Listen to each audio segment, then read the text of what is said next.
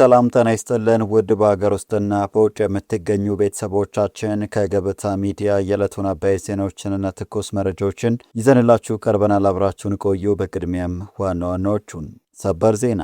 ኢሳያስ አፈወርቂ ስልጣን አስረክቡ።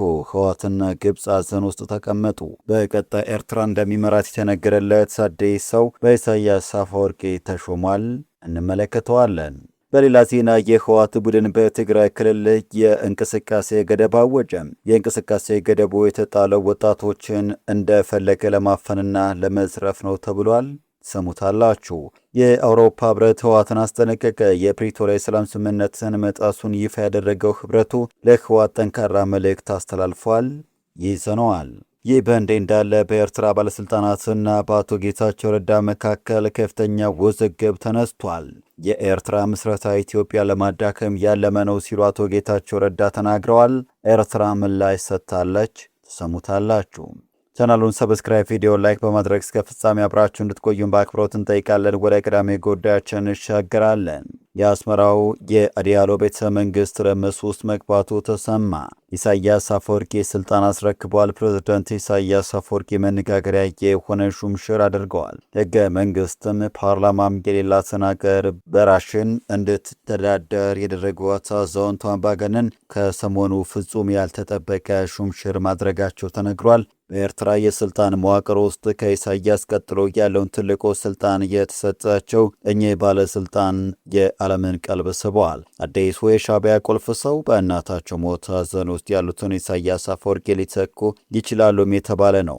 ቢቢሲ ትግርኛ ባወጣው ዘገባ ኢሳያስ አፈወርቂ አዲስ ስልጣን መስጠታቸው የተገለጸ ሲሆን ይህን ስልጣን የኤርትራ ሁለተኛ ትልቅ ሹመት እንደሆነም ተጠቅሷል። ይህንን ተከትሎ ታዲያ ኢሳያስ አፈወርቂ ካሁኑ ተተኪያቸውን እያዘጋጁ ነው ወይም የሚል ጥያቄ አጭሯል። የኤርትራው ፕሬዝዳንት ኢሳያስ አፈወርቂ የክልል መስተዳድሮችን ሚኒስቴር ለተባለ መስሪያ ቤት አዲስ ኃላፊ መሾማቸው በይፋ ተረጋግጧል። ከኤርትራ መንግስት መገናኛ ብዙሃን የተገኘውን መረጃ የጠቀሰው ቢቢሲ ትግረኛ አምባሳደር አብደላ ሙሳ ከፍተኛ ሚኒስቴር በመሆን ስልጣኑን መረከባቸው ጠቁመዋል። የኤርትራ መንግስት ከተመሰረተበት ጊዜ ጀምሮ የክልል ማስተዳደሪያዎች ሚኒስቴር እንደ መደበኛ ያልሆነ ወይም ዲፋክቶ ምክትል ፕሬዝዳንት ሆኖ እንደሚያገለግል የዜና ምንጩ የጠቆመ ሲሆን በዚሁ መሰረት ኢሳያስ ይፋ ያልተደረገ ምክትል ፕሬዝዳንት መሾማቸውን የተነገረው አዲሱ ሹም ቀደም ሲል የአንሳቦ ዞን አስተዳዳሪ ሆነው ሲያገለግሉ የቆዩ ናቸው። በአገሪቱ የባለስልጣናትም ሆነ ከፍተኛ የመንግስት ሹማምንት ሹመት በይፋ እንዳይገለጽ ከተደረገ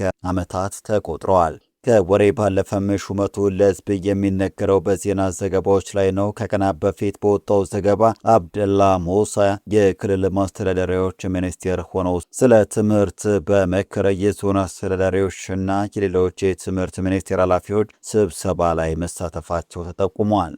የክልል ማስተዳደሪያዎች ሚኒስቴር አምባሳደር አብደላ ሙሳ በደረጉት መክፈቻ ንግግር ህዝባዊ ግንባር በነጻነት ትግል ወቅት የኤርትራ መንግስት ደግሞ በነጻነት ከነጻነት በኋላ በትምህርት ዘርፍ ያደረጉትን ግዙፍ ጥረትና ኢንቨስትመንት ከጠቀሱ በኋላ የትምህርት አገልግሎትን አስፈላጊነት ከግምት ውስጥ በማስገባት ባለፈው ዓመት በሁሉም መንደሮች የቅድመ መደበኛ ትምህርት ተቋማት እንዲከፈቱ የተወሰደውን ተነሳሽነት ለማስቀጠል አስተዳዳሪዎች ትልቅ ኃላፊነት እንዳለባቸው አሳስበዋል ይላል የኤርትራ መንግስት መገናኛ ብዙሃን ዘገባ።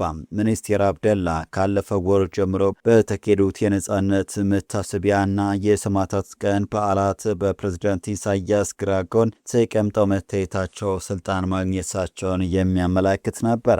እሳቸው ባለፈው ዓመት ግንቦት 24 በነጻነት ቀን በ87 ዓመታቸው ከዚህ ዓለም በሞት የተለዩትን የቀድሞ ሚኒስቴር ወልደ ሚካኤል አብርሃም በመተካት ነው ስልጣን የተረከቡት። አብደላ ሙሳ ይህንን ሹመት ከመቀበላቸው በፊት በሊቢያ የኤርትራ አምባሳደር የነበሩ ሲሆን ከነጻነት በኋላም የኢሚግሬሽን ኃላፊ ሆነው አገልግለዋል። መጀመሪያ ላይ ወደ ኤርትራ ነጻነት ግንባር የተሰለፉት አብደላ ከኤርትራ ነጻነት በፊት የኤርትራ ህዝባዊ ነጻነት ግንባር የማዕከላዊ ኮሚቴ አባል እንዲሁም በህዝባዊ አስተዳደር ውስጥ የጀመሂር ወይም የህዝባዊ ድርጅቶች ኃላፊ ሆነው ይንቀሳቀሱ እንደነበር ይታወቃል። ይህ ወሳኝ የሆነው የክልል ማስተዳደሪያዎች ሚኒስቴር ቦታ መጀመሪያ ላይ የቀድሞ የህዝባዊ ነጻነት ግንባር ዋና ጸሐፊ በነበሩት በሟቹ ሮምዳን ሙሐመድ ኑር ተይዞ የነበረ ነው። ከእሳቸው በኋላ ደግሞ የቡድን 15 አባል በመሆን በፕሬዝዳንቱ ላይ አቋም በመውሰዳቸው ምክንያት በቁጥጥር ስር ውለው አሁንም በእስራት ላይ የሚገኙት መሐሙድ አህመድ ሸፊሮ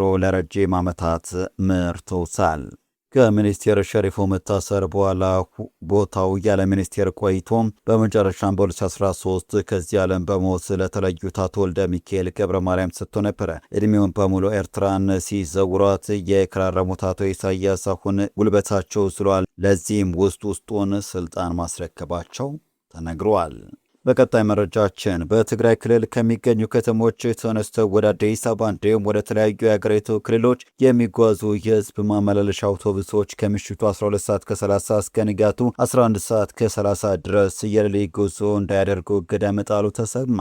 ከትግራይ ክልል ፖሊስ ኮሚሽን ይፋ የደብዳቤ ሰነድ መረዳት እንደተቻለው እገዳው የተጣለው በሌሊት በሚደረጉ ጉዞዎች ሳቢያ እየደረሰ ያለውን ከፍተኛ የትራፊክ አደጋና አጠቃላይ የህዝብ ደህንነት ስጋትን ለመቀነስ ነው ብለዋል። ከዚህ በተጨማሪም በሌሊት በሚንቀሳቀሱ አውቶቡሶች ላይ ህገወጥ የሰዎች ዝውውርና መሰል ጥርጣሬዎች እየታዩ መሆኑን ከህብረተሰቡ የደረሱ ጥቆማዎችን መነሻ በማድረግ ውሳኔው ማሳለፉ ተነግሯል።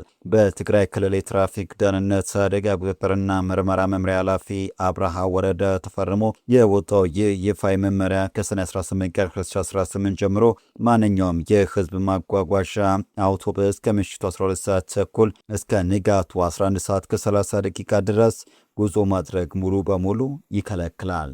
ይህ አዲስ የሌሊት ጉዞ እገዳ በክልሉ ትራንስፖርትና መገናኛ ቢሮ ቀደም ሲል ሰኔ 13 ቀን 2018 የተላለፈውን የውሳኔ አቅጣጫ ተከትሎ የወጣ ሲሆን በክልሉ የሚገኙ ሰባቱም የዞን ፖሊስ መዋቅሮች ትዕዛዙን በመሬት ላይ ባሉ የትራፊክ ፍተሻዎች ላይ ጥብቅ በሆነ ሁኔታ እንዲያስፈጽሙና ክትትል እንዲያደርጉ መመሪያ ተሰጥቷቸዋል። ውሳኔው በሌሊት ተነስተው ከትግራይ ወደ አዲስ አበባ የሚጓዙትን የህዝብ ማመላለሻ አውቶቡሶች ላይ ጫና ለማሳደር የተደረገ ይሁን አይሁን እስካሁን የተባለ ነገር የለም። የህወሓት አመራር በትግራይ ወጣቶችና አጠቃላይ ማህበረሰብ ላይ የተጀመረውን መጠነ ሰፊ ግዳጅ አፈሳ እንዲሁም የሰብአዊ መብት ረገጣ ይበልጥ አደገኛ ወደ ሆነ ምዕራፍ ማሸጋገሩን ከአካባቢው የወጡ ሚስጥራዊ መረጃዎች ያመላክታሉ።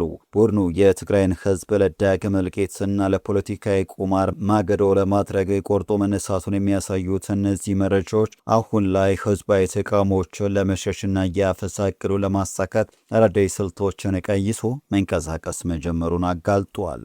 በተለይም ከቀን ወደ ሌሊት የተዛወረው የአፈሳ ስትራቴጂ የቡድን ተስፋ መቁረጥና ሴራ ቁልጭ አድርጎ የሚያሳይ ነው። ቀደም ሲል በቀን በሚደረጉ የአፈሳ ሙከራዎች ላይ ህብረተሰቡ በነቂስ በመውጣት መንገዶችን በመዝጋትና የተያዙ ወጣቶችን በማስመለጥ ያሳየው ጠንካራ ተቃውሞ በህወሓት መዋቅር ላይ ከፍተኛ መደናገጥን ፈጥሯል። ይህንን ህዝባዊ እምቢተኝነት ለማምከን ቡድኑ ባደረገው ሚስጥራዊ ስብሰባ ህዝቡ ጥንቃቄውን አዘጋጅቶ በሚተኛበት የሌሊት ክፍለ ጊዜ ድንገተኛ ወረራውን በመፈጸም ወጣቶችን ለማፈስ ወስነዋል። ይህ አሰራር ማህበረሰቡን በስነ ልቦና ሽብር ውስጥ ለመክተትና የመከላከል አቅሙን ለማዳከም ሆን ተብሎ የተደፈነ ሴራ ነው። ይበልጥ አሳሳቢ ጉዳይ የግዳጅ ውትድርና ነው። የዕድሜ ገደብ ከ12 ዓመት ህጻናት እስከ 65 ዓመት አዛውንቶች ድረስ እንዲያካትት መወሰኑ ነው።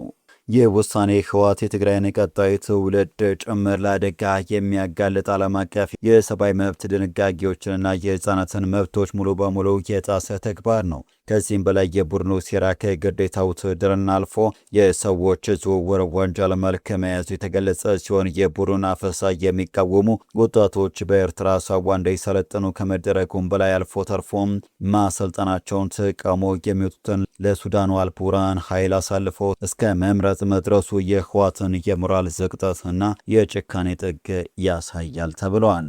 ወደ ቀጣዩ መረጃ ስንሻገር የአውሮፓ ህብረት ህወሓትን አስጠነቀቀ። ቡድኑ የፕሪቶሪያ ስምምነትን መጣሱን ይፋ ያደረገው ህብረቱ ለህወሓት ጠንካራ መልእክት አስተላልፏል። የአውሮፓ ህብረት በኢትዮጵያ ባለው ልዑክ በኩል በወጣው አስቸኳይ መግለጫ ህዝባዊ ወያኔ ሓርነት ትግራይ ህወሓት የፕሪቶሪያን የሰላም ስምምነት በግልጽ እየጣሰ መሆኑን በማስታወቅ ጠንካራ ማስጠንቀቂያ ሰጥቷል። ህብረቱ በትግራይ ክልል አሳሳቢ ፖለቲካና የወታደራዊ ውጥረቶች እየታዩ መሆኑን ጠቅሶ በተለይም ቡድኑ የቀድሞውን የክልል ምክር ቤት በይፋ ወደ ስራ መመለሱና በአካባቢው እያካሄደ ያለው የተናጠለ የግዳጅ ወታደራዊ መልመላ የሰላም ስምምነቱን ድንጋጌዎች አደጋ ላይ የጣለ ተግባር ነው ሲል በጽኑ ኮንኖታል።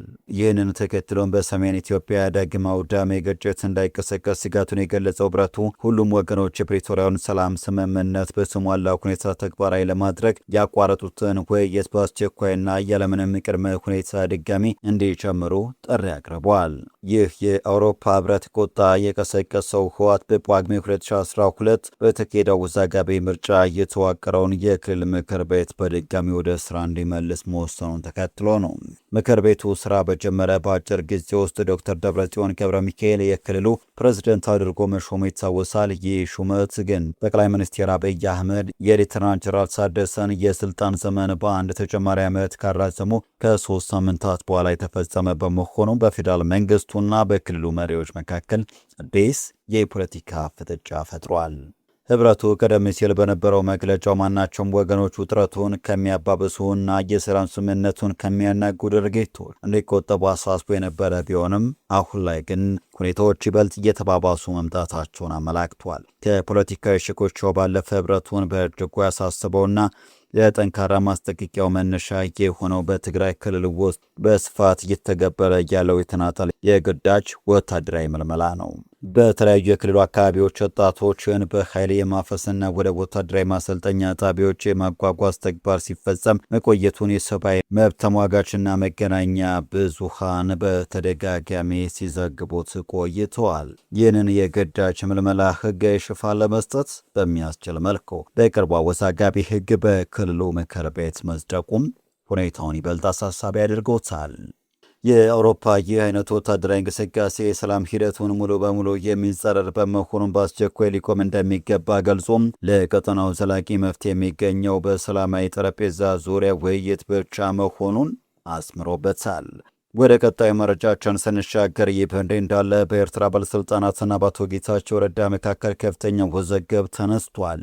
የኤርትራ ምስረታ ኢትዮጵያ ለማዳከም ያለመ ነው ሲሉ አቶ ጌታቸው ረዳ ተናግረዋል። ኤርትራ ምላሽ ሰጥታለች። የቀድሞ የትግራይ ክልል ጊዜያዊ አስተዳደር ፕሬዝዳንት አቶ ጌታቸው ረዳ በኢትዮጵያ መከላከያ ኮሌጅ ለከፍተኛ አመራር በሰጡት ስልጠና ላይ ስለ ኤርትራና ስለ ፕሬዝዳንት ኢሳያስ አፈወርቂ ጠንካራ ትችቶች አቅርበዋል። አቶ ጌታቸው በስልጠናው ወቅት ባስተላለፉት መልእክት በኤርትራ ሀገረ መንግስት ምስረታ በራሱ ኢትዮጵያን በማፍረስና በማዳከም ላይ የተመሰረተ መሆኑን ገልጸው የአገሪቱን ነጻነት ያወጧት ኃይሎች ዋነኛ ዓላማም ኢትዮጵያን ማዳከም መሆኑን ጠቅሰዋል። በተጨማሪም ኤርትራ ኢፍትሐዊ አካል መሆኗን ስሟም ሆነ የድንበር ካርታዋን በጣሊያን ቀኝ ገዢዎች የተሰጠ እንጂ ተፈጥሯዊ እንዳልሆነ ያብራሩት አቶ ጌታቸው የፕሬዝዳንት ኢሳያስ አፈወርቂ የመጨረሻ ፍላጎት ኢትዮጵያን መግዛት መሆኑን አስረድተዋል። ፕሬዝደንቱ ታዛዦችን ብቻ የሚሰበስቡ መሆናቸውንና ድንበር የለሽ ፖሊሲን እንደሚያራምዱም አመላክተዋል። ኤርትራ በግድና በኃይል ብቻ የቆመች ሀገር መሆኗን የገለጹት አቶ ጌታቸው የአገሪቱን የሕዝብ ቁጥር ከ1.8 ሚሊዮን እንደማይበልጥና መንግስታቸው ከሀገር ውስጥ ልማት ይልቅ ለጎረቤት ሀገራት ትርምስ የሚመድበው በጀት እንደሚበልጥ በመጥቀስ የሀገሪቱ ዋነኛ ዓላማ ሌሎች ሀገራትን ማተራመስ ነው ሲሉ በምሳሌነት አንስተዋል። ይህንን የአቶ ጌታቸው ረዳን ክስ ተከትሎ የኤርትራ መንግስት በማስታወቂያ ሚኒስቴሩ አቶ የማነ ገብረ መስቀል በኩል አፋጣኝ ምላሽ ሰጥቷል። አቶ የማነ በሰጡት ምላሽ ጌታቸው ረዳ ባላቸው ተለዋዋጭ አቋምና ቀደም ሲል በከፍተኛ ሁኔታ ሲተቹት ከነበረው አካል ጋር አሁንም በማበራቸው የተነሳ እንደ ፖለቲካም ተንታኝ ተቀባይነት የላቸውም ብለዋል። ኤርትራ በውጭ ኃይሎች ሴራ ተፈጠረች የሚለው የአቶ ጌታቸው ረዳ ክስ አዲስ ጦርነት ለመቀስቀስ የታለመ የፈጠራ ወሬ መሆኑን የገለጹት ሚኒስቴሩ ኤርትራ ነጻነቷን ያገኘችው በውጭ ሴራ ሳይሆን ዓለም አቀፉ ማህበረሰብ ለኢትዮጵያ ድጋፍ ይሰጥ በነበረበት ወቅት የኤርትራ ሕዝብ በከፈለው የ30 ዓመታት መራር የትግል መስዋዕትነት መሆኑን በይፋ አስታውቀዋል። አቶ የማነ ይህንን ቢሎም የኤርትራ መንግስት ባለፉት ወራት ጽምዶ የሚል እንቅስቃሴ በመመስረት ኢትዮጵያ ለማተራመስ እየሰራ ስለመሆኑ ገበታ ሚዲያ ተጨባጭ ማስረጃዎችን በማሳየት መዘገቧ ይታወሳል። ውድ ተመልካቾቻችን ለዛሬ ያዘጋጀንላችሁ አበይት ዜናዎቻችን እነዚህ ነበሩ። ገበታ ሚዲያን ሰብስክራይብ በማድረግ ቤተሰብ ይሁኑ እያልን ተሰናበትን። ጤና ይስጥልን።